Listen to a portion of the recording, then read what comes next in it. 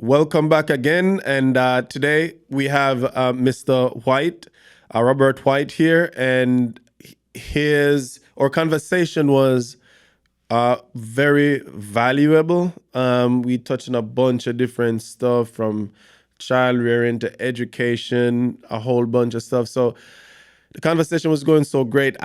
This keep happening, but we had to break it up with him as well. So we're going to do a two-part. So this is the introduction for the first section, and we'll have the second one coming up as well. So I hope you guys enjoy.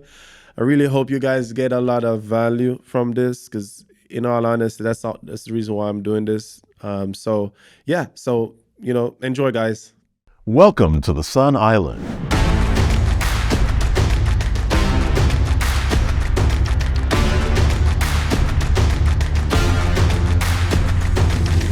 Welcome to Sun Island Energy Bridge. I'm super excited today to have with us Robert White. He is a principal and a business professional, and very happy to have him here today on Sun Island. So Robert, we're just going to start at just some basics, kind of like where did you grow up, and kind of just give us some synopsis of your story. Okay. Okay, so I grew up in a city called Rowlett, Texas. So it's a little outside of, as far east Dallas. It's right next to another major city called Garland.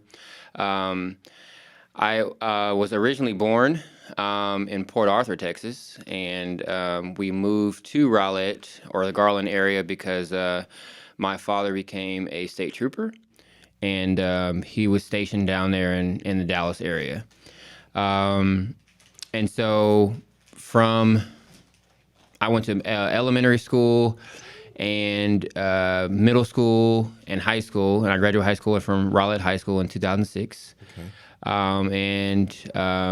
I was actually very talented in sports. I played football and baseball at Rowlett High School, and I had the opportunity to get scouted from Texas Southern University. Oh, nice. Yeah, they actually came to quite a few of my games down in Rowlett, and they offered me a full ride baseball scholarship to play at Texas Southern University. Full ride? Yes, sir. Wow. Okay. Yeah, and so from there, I took my not my talents to South Beach, but I took my talents to Houston, Texas. It was quite a culture shock when I got there because I had never been to an HBCU before. So Texas Southern University, lit. It was lit. It really was. I had never seen so many beautiful women. And so much, it was a family atmosphere, and I just loved it. So I always tell my family now, I said one of the best decisions I ever made was going to Texas Southern University. Speaking about beautiful women, yeah. I graduated there, and that's where I met my wife. Yeah. On the Tiger Walk. Oh, okay, on the Tiger Walk. So speaking a about lot of things happen on the Tiger Walk. Speaking about beautiful women, that's where I met my wife. But continue. Yeah, so my wife, she actually went to our rival school, Prairie View. Yeah. So she gives me a lot of smack about it, especially around homecoming time. And actually, what's actually funny is that all of our close group of friends, they either go to Prairie View or they go to Texas Southern. Yeah. And so we all kind of divided from there. So I finished up from Texas Southern University in 2010. I actually graduated in the education field. I got my bachelor's in education. And from there, in 2010, I immediately started working for a school called Energize for Excellence Academy. Okay. And so I was teaching for about maybe like 10 or 11 years. And I was presented the opportunity to with a scholarship from the University of Houston. They were looking for a specific cohort of people who have obviously a specific set of talents, specifically in the math and science areas. And I applied, and they offered me a scholarship to get my master's degree in STEM education. And so with this, I was blessed. I didn't have to pay for any of my schooling for my master's degree.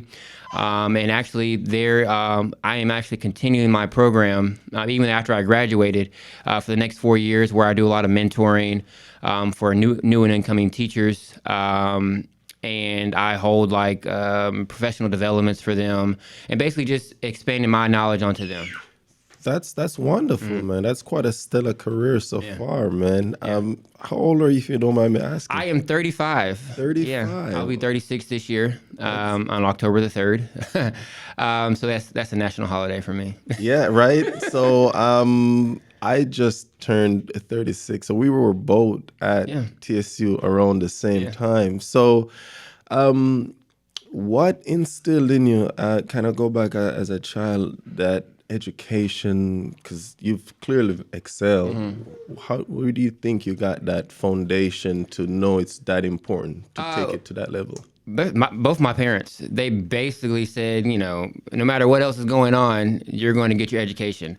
And, You said dad was a state trooper? Yeah, my was dad he a was- disciplinarian? Was he yeah, so my dad was a state trooper, but he was very active in schools. I met your dad. Yeah. I did. Oh, but he has a pretty neat sense of humor too. Yeah, and that's where I get my sense of humor from too as well. But my mom, she was in education. My grandmother was an educator. But my dad was a state trooper. He's retired now. He works for TxDOT. But he was a state trooper. But while he was active as a state trooper, one of the things he did was he taught it's called a DARE program, was a drug resistance program for kids in school. Excuse me. No, you're good. And so one of the things he did was he traveled to a lot of the schools, especially in my school frequently, and just to preach about drug awareness and to keep kids away from drugs. It's amazing how, like, when you get exposed to certain things when you're in school or even in college, it just kind of have an imprint on your mind for eternity. Yeah. I came here on a scholarship from Jamaica for track. Long story. Stayed in St. Charles, Missouri. Went to New York for a little bit, but I eventually ended up in Oregon. And then I ended up in Houston. So I pretty much live everywhere in the U.S. almost. But I remember when I was in Oregon at a junior college, Mount Hood Community College, they brought a car that was in an accident that was wrapped around a tree. And they were trying to educate us on not drinking and driving. Yeah. And every time I think about drinking and drive, I think about that car. Yeah. So it's that. So he was doing similar stuff like that, where Yeah, it was educating yeah, it was kids about what would happen. Yeah, it was instilled. And so my parents, like I said, it was three of us at the house, me and my two sisters. And so it was instilled in us very frequently that education is the way to go. Wherever you want to go, education is going to get you there. And also, obviously, to stay drug-free. And to be honest, I never even really knew about drugs or anything like that. It's just because, I don't want to say my parents guarded me from that, but I kind of was never really exposed to that. And even when I was around it, or when I was there, or something like that, it's just kind of, that images of my parents always came up and said, hey, watch yourself. Somebody's always watching you. Somebody's always watching you. And the values that they instilled in me are still what I live by today. Yes, and that's a beautiful thing, how parents can guard you and protect you, right? Yes. Because very similar parallel I'm kind of drawing. Growing up in Jamaica, like, marijuana is a thing. A lot of people do smoke, right? But my mom was like, you're going to not partake. Yeah. And growing up, I never did, when everybody else was, for the most part, right? I just never did. So having a great example, is key. So now that you said you were pretty good at athletics, what were the sports that you played? So I played basketball, baseball, and football. So my basketball career, ended when I went to high school, because the sports kind of overlapped. And so I really wanted to have my focus on baseball and football, because that's what I felt like I was the most talented at. And so I was a starting wide receiver on the football team, and I was also the starting left fielder, center fielder on my baseball team. So those are the positions where you got to be fast. Yeah, You look like yeah, you're fast. yeah. I was pretty fast. So some of my friends that I still talk to today, especially so some of the friends that I still have today, I met while I was at Texas Southern. Nice. And they always joke around me. We always talk about who has bad feet, or it's a joke that we always kind of go back and forth with. But one of the things we always used to do is we always say, "Oh, you can't beat me, you can't beat me." So even at his wedding that we went to, it was in the Dominican Republic. We actually had a race outside of his wedding just to still see who was Who faster. still got it? Of course, I still have it. Yeah. That's one of the things I take pride in, is my athleticism. So I was also blessed. I don't know how, but I can eat whatever I want to, and I just don't. Got excellent genes. I don't gain a thing. Even in your 30s. In my 30s, Clearly. I don't. Yeah. So I tend to work out probably 3 times a week. It's kind of slowed down now that I have an 8-month-old. So a lot of those things I try to find time for it because I have an 8-month-old. I have a 9-year-old daughter that's in dance. I have another 12-year-old daughter that's in dance. So that takes up a lot of my time. You know what? The more we talk, we're drawing a lot of parallel, man. Practically the same age, went to the same school, have similar amount of kids. Yeah. And we are working very hard to kind of build a better future, for those kids. So that's, I like that a lot as far as just the general interaction. Going back to TSU and everything like that, the structure that you created playing sport, how did that propel you into your profession as a teacher and then into a principal? So it really propelled me because it taught me discipline. It taught me that, no matter what's going on, to keep pushing forward, keep pushing forward, keep pushing forward. So, my first few years as a teacher were very challenging because I started off as a 6th grade math teacher. And then I taught 3rd grade math, and then 4th grade math, and then 5th grade math and science. So the persistence that I learned from, all the conditioning and all the practices and all the repetitions and all the repetitiveness in sports, it really propelled me in my field. Because now I can, like I said, I get up and go to work every day like it's a brand new day. Like everything starts all over. And so I've been a principal now for the past 4 years. And what I've learned from, it's almost like a stepladder. What I learned from a sports guy to a teacher has helped me from a teacher to now becoming a principal. And so what I've learned from being a principal has also helped me with my other business that I've actually started. So it's almost like a stepping ladder. So everything that I've gone through has helped me and propelled me to the next level of my life. Nice. So it's just been a stepping stone to guide you from one step to the next step. You ventured in other business as well. Yes. You want to talk about that a little bit? Yeah. So when I graduated from the University of Houston, I graduated with my STEM education, and so one of the things I learned there is I learned how to be an engineer. And so from that, I started building stuff from scratch at the house. And from there, I started expanding and started building stuff for family members. And then from there, it was actually brought on to me by my wife. She said, "Why don't you go into a business? Because a lot of your work that you do is really, really great." But in my mind, I was like, yeah, you're my wife. You're going to say everything that I do is fantastic, great, beautiful. They're sent to us by God, man. Yeah. I think the best thing we can do as men is just listen to our wife. Every time I've listened to my wife, I've made some excellent decision, man. Yeah, so Another parallel. Keep going. Yeah, so I started doing work for clients, and I started posting a lot of things that I did on my Instagram page, and I was getting a lot of great feedback, and so it just kept expanding and kept expanding and kept expanding, and that's how I have my business now. It's called Mr. White's Carpentry, where I can do anything from accent walls to building shelves to entertainment systems. I do everything from scratch.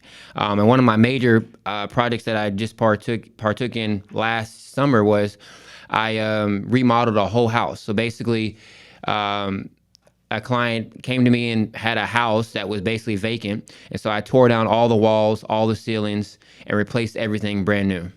Wow, Yeah.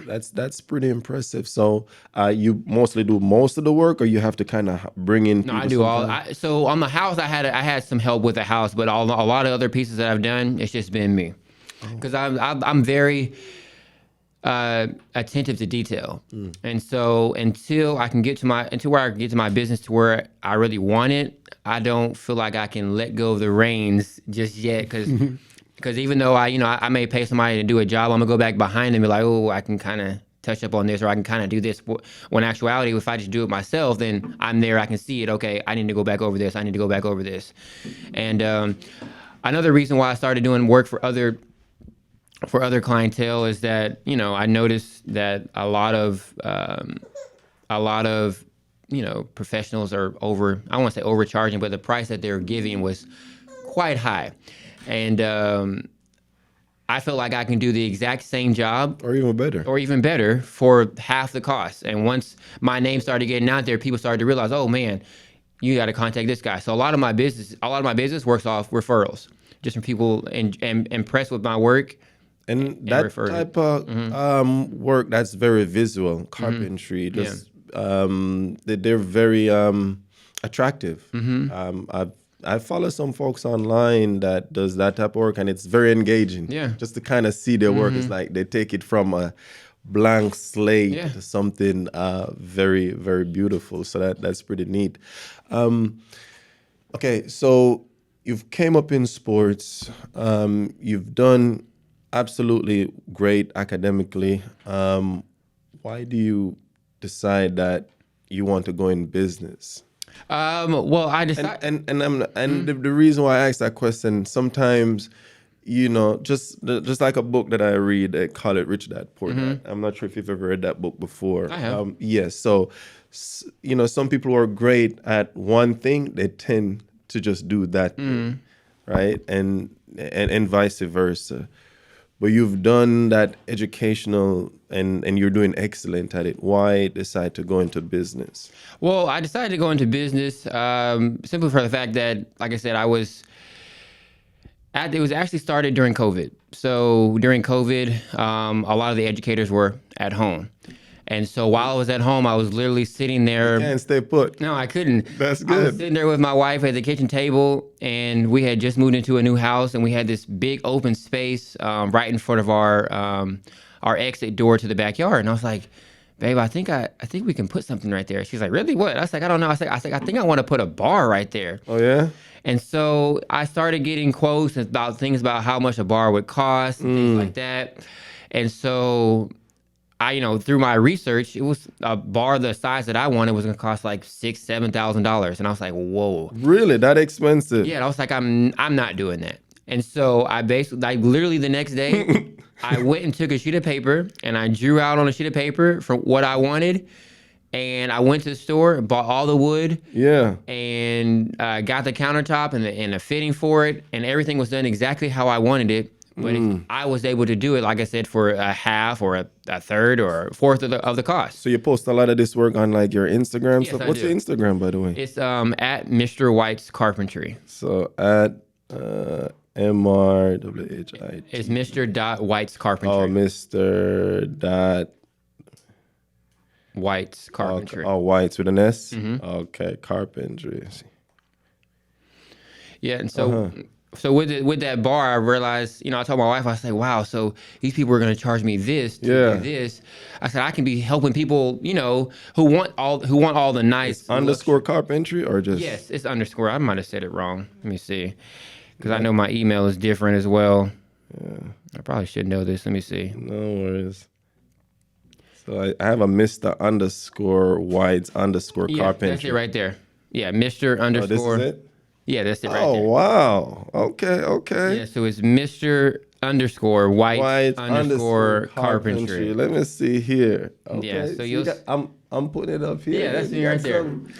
You got some really nice Nice work going. So which one of them was the one that you teared out the whole house? So the one where I tore down the whole house was, you'll see it go back up a little bit. Back up. Right there. It's Oh, and this one? yes. Oh, Those are some of the updates. Oh, just some of the updates. Yeah. So wow, and you started just in 2020. Yeah, you know how to get stuff done, man. Yeah, I know how. So, like I said, it's all works off of referrals. So one person sees how well that I do, So, and, and this is this is a custom fireplace that I did at another client. Man, I gotta hit the follow right now, dude. Yeah, that one turned out real nice. Oh yeah, that's okay. Yeah. So this is phenomenal, man. That you're able to do all this really neat work. Just so the pandemic hits and you're just like home and you're like, man, I have this degree. I was like, I'm learning how to do all this engineering that's stuff. special, man. Because again, I'm big. Like that book by Robert Kiyosaki, Rich Dad Poor Dad, just changed how I look at a lot of stuff. And incidentally, he was making a parallel between his biological dad, that's an educator, and his friend dad, that kind of became like adopted parent almost, to kind of educating him on business, right? And he was saying that, well, his educator dad was just, it was more accolades and stuff like that. And the other guy was a little bit more gritty. He's just trying to figure it out. So it's pretty neat to meet educator just like yourself who, Rich Dad Poor Dad, an educator just like yourself who essentially just have both brains. Yeah. and that's beautiful. But what made you that way, though? What you think contribute for you to actually can think? Because some people they're either creative or they're structural, right? That's a lot of creativity. Yeah. And I would imagine, I don't know you, I've never been a principal, so I don't know, but I would imagine being a principal, you have to just be really structured. Yeah. So what make you think on both mind frame or mindset, so to speak? To be honest, I really have no idea. I like I said, it was just during the pandemic. It's like you learn. It's like a new you is born, and so I love wholeheartedly what I do. Helping the kids out, talking with parents, meeting with parents, enriching the lives of students. But I also really, really love beautifying homes, remodeling homes, adding accent walls, doing this, doing that. And I like saving people money. Believe it or not, I really do. Yeah. A lot of people say that's cliche, but I really like saving because I know how much that I like money. Right. And so when I get a great deal, I feel like it's the best. I don't care if I save 50 cents. I feel like it's a great thing. A good deal is a good deal. Yeah. So I feel like, a lot of people want the really, really nice things in the world.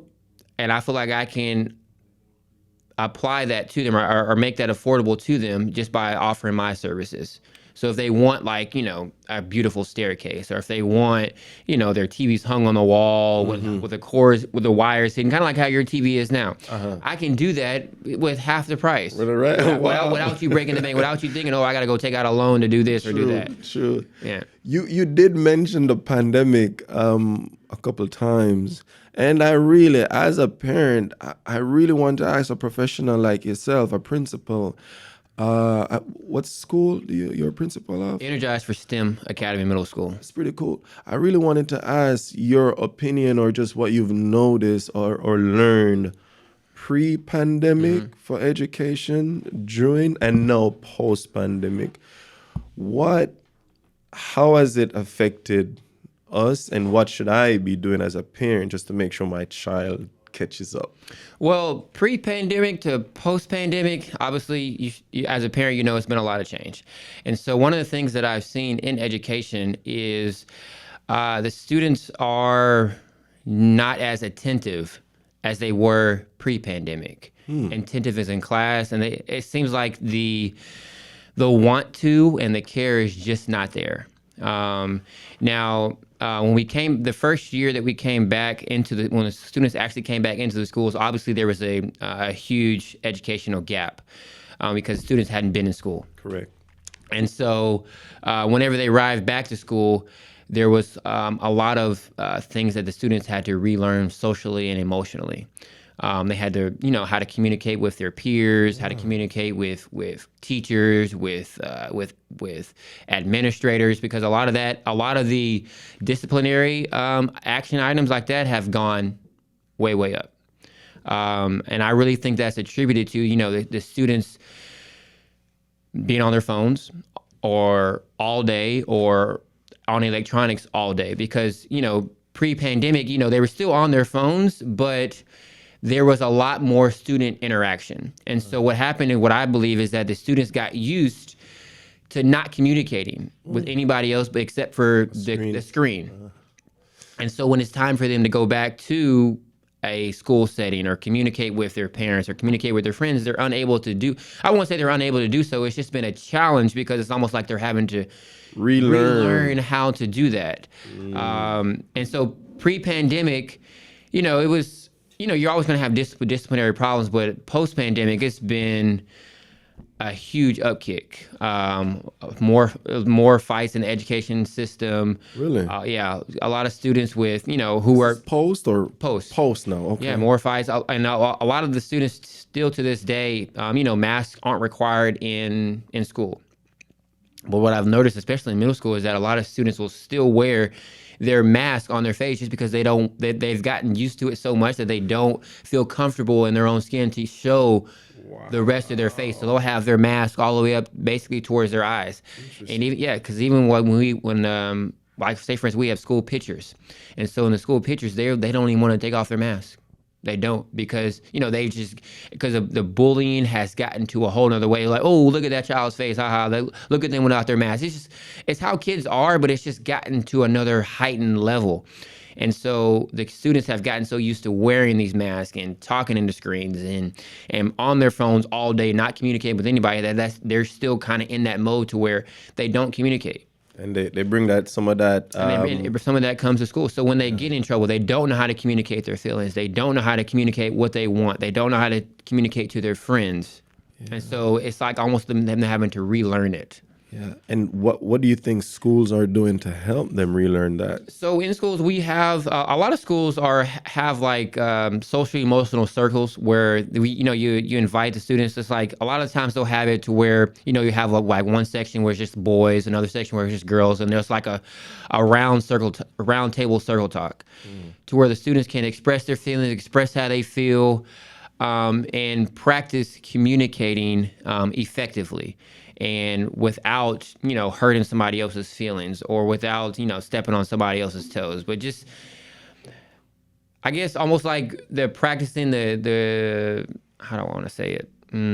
Like practicing how to, I guess, practicing without hurting somebody's feelings. Okay. And knowing how to talk to somebody, and knowing what is offensive, knowing what is not offensive, knowing how to speak to an adult. Basic communications that we take for granted, that we think, that's just something that everybody should know, but in actuality, I see it every day. Emotional intelligence. Mm-hmm. So our kids are lacking emotional, social and emotional, and that entail affects their education. Because if a student doesn't feel safe to communicate or safe in a classroom, it's going to affect just how they learn or how they demonstrate what they've learned, because they're going to be afraid.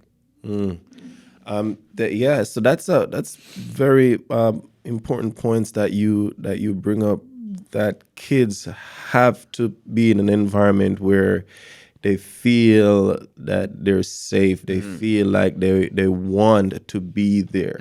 Do you think they think that they can escape being amongst human beings now because they were away from human beings for such a long time? Yeah, so a lot of the times I really feel like they think they can escape, because even when, like, say for instance, we go outside, you give them free time. Excuse me. No, you good. You give them free time in the classroom. You say, hey, great job, great lesson, guys. I'm gonna give you 5 minutes of free time. The first thing they'll do is they'll pick up the phone. They won't say anything to anybody else in the classroom. The first thing they'll do is they'll pick up the phone. And like I said, I think that's attributed because they've lost the art of communication has been lost, which can be very detrimental. because that's communication is a part of what humans do, whether it be verbal or nonverbal. We're social creatures. Yeah. So if you're unwilling to communicate, it's hard for the other person to know how you're feeling or what you're wanting or things like that. In my profession, I'm in sales, and I'm building a business. Structure is sometimes like a luxury, if I should put it in that term, that yes, I have to structure my business, I have to structure what I'm doing on a daily basis, but I'm running the business and I'm also selling. So sometimes I just don't get home at a specific time. That's what I mean. Yeah. No matter how hard I try, you know. And sometimes I feel a little bit of guilt. I feel a little bit of guilt, man, because I do know my kids, they need me. You know, I got 4 of them, and they're 4 girls. And I know that they need me to kind of help them, even with their mom and everything, to kind of help them out. So, like, as a parent that is not like on a fixed schedule or even on a fixed schedule, but want to be more involved in their student education, is there any advice you'd have to somebody like me or any parent who want to be more involved in their kids' education? Yeah, just whenever the school is open and invites, the parents to any type of event, go. Make it a point to go. And whatever activities that the school is having, the more that you can, I feel like the more that you can be involved as a parent, and you can show your face not only to your child to say, hey, that I care about your education, but also to the teachers at the school to say, oh, this is Johnny's dad. He comes here whenever the school is open. Whenever we have this activity, Johnny's dad's going to come here and he's going to volunteer or whatever the case may be. So one thing that I always try to do, especially for my daughter that's 9 years old, she's in 4th grade. Whenever there is an opportunity for me to be at her school, I am there. So whenever her school is having like a field day or a breakfast with the principal or lunch, or she asked me, hey, Daddy, sometimes she just ask me, Daddy, can you come eat lunch with me today? I was like, yeah. I try to make it a point to do that, because if she's reaching out to me saying, hey, I want you to do this, it's for a reason. Whether it be something that she knows or something that she doesn't know internally, but she's reaching out to me for a reason. So, like I said, I don't necessarily care what I have going on at work. I'll be like, hey, I'll be right back. I'll be back in about 45 minutes because my daughter wants me to go eat lunch with her today. Or I'll be back in a little bit because my daughter has open house. Or I need to go here because she has a dance competition. I will literally stop everything for my kids, because I understand and I see the value of parents being in a value of a parent being in their child's life, and a value of a parent the opposite way who's not in their child's life. I see it every day. And so I don't want my children to grow up in a setting to where they feel like they're having to do everything on their own, or they're out there by themselves. So at any cost, or whatever it takes, like I said, I have 2 girls that are in dance, 2 of them, and not just dance, but competition dance. And if you don't know about competition dance, that can be very, very expensive.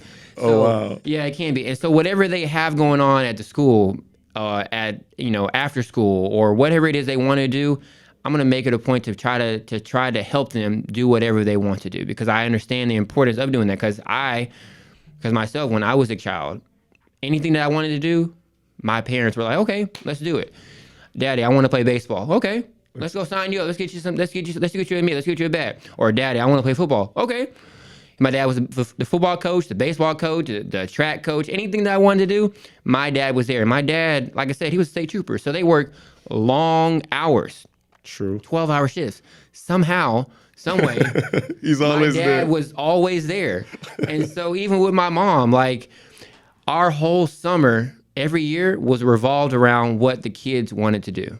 And so I want my kids to have that same type of life, if I can provide it for them, that my parents provided for me. Because like I said, I see the emotional side of students who parents are involved and students who are parents are not involved. I've seen some kids, where they in 4th, 5th, 6th grade, 7th grade, sometimes they go home and they are the caretaker.